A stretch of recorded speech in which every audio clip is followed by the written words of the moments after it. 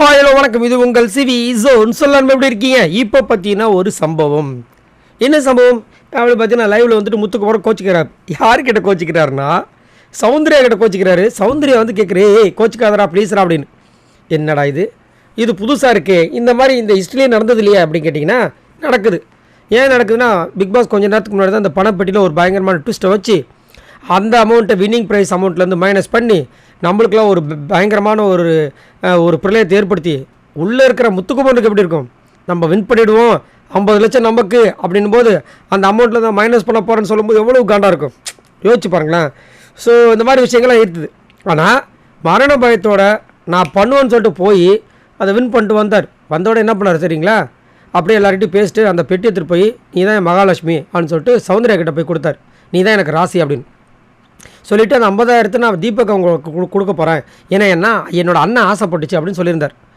கொடுத்துட்டாங்களா, ரொம்ப சந்தோஷப்பட்டாங்க. சௌந்தர்யாவோட ஃபேஸ் அப்படியே முன்னாடி மாதிரி இருந்துச்சு, ஒரு நல்லா இருந்துச்சு. கொஞ்ச நேரத்துக்கு முன்னாடி இப்போ லைவில் பார்த்தீங்கன்னா முத்துக்குமரன் போய் பேசுகிறாரு, அவங்க பொட்டி யார்கிட்ட குத்துறாங்க பொழுது. இவர் பொட்டியை நான் உங்ககிட்ட தானே கொடுத்தேன், நான் உன்னை என்ன நினச்சி கொடுத்தேன், எனக்கு எவ்வளோ ஆசை இருந்துச்சு தெரியுமா அப்படின்னா அந்த அம்மா வந்துட்டு அதான் அங்கே வாங்கினாங்க. அதுக்கப்புறம் அவங்க அவ்வளோதான் சௌந்தர்யா, அவங்க அவ்வளோதான் சைல்டிஷாக இருப்பாங்க. எதையுமே அவங்களுக்கு பெருசாக கேர் பண்ணுற அந்த இதெல்லாம் கிடையாது. இவர் ரொம்ப எமோஷனலாக கொடுத்துருக்காரு போல இருக்குது. அவங்க அந்த நேரத்துக்கு எமோஷனல் ஆகிட்டு அதுக்கப்புறம் யார்கிட்ட கொடுத்துட்டாங்க போல இருக்குது. அதை யாராவது கிண்டல் பண்ணாங்களான்னு தெரியல. அவர் வந்து கேட்குறாரு, இல்லைடா எப்படி அப்படின்றாங்க. அவர் கோச்சிட்டு போயிட்டார். இவங்க வந்து கன்சல்ட் பண்ணுறாங்க. அதுக்கப்புறம் அவ்வளோ அவங்க அப்படிக்கா போயிடறாங்க. அவர் ரொம்ப வருத்தப்பட்டார். ரொம்ப எனக்கும் வருத்தமாக இருந்துச்சு. ஏன் நான் என்ன சொல்கிறேன், முத்துக்குமரனுக்கு இது தேவையில்லாதது.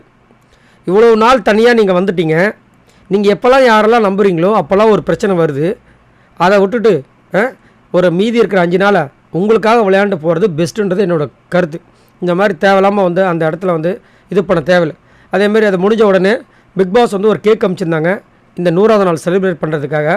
எல்லோரும் கேக் வெட்டி கொண்டாடி அந்த கேக்கெலாம் சாப்பிட்டாங்க. ரொம்ப அழகாக இருந்தது. ஸோ நம்மளும் அதில் ஒரு பாட்டாக இருந்ததில் ரொம்ப சந்தோஷம். ஸோ நீங்களும் மறக்காமல் சப்ஸ்கிரைப் பண்ணி சப்போர்ட் பண்ணுங்கள். பாய் நண்பர்களே.